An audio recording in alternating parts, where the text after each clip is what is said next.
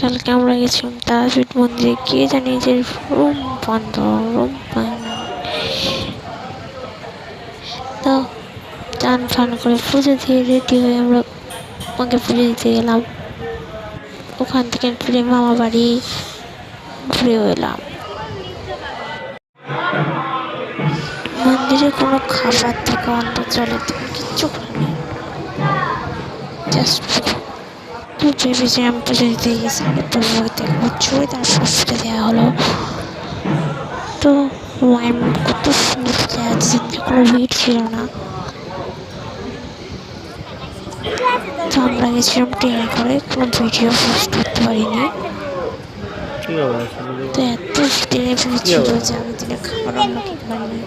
আমার এই ভিউজ যদি ভালো থাকে, লাইক কমেন্ট শেয়ার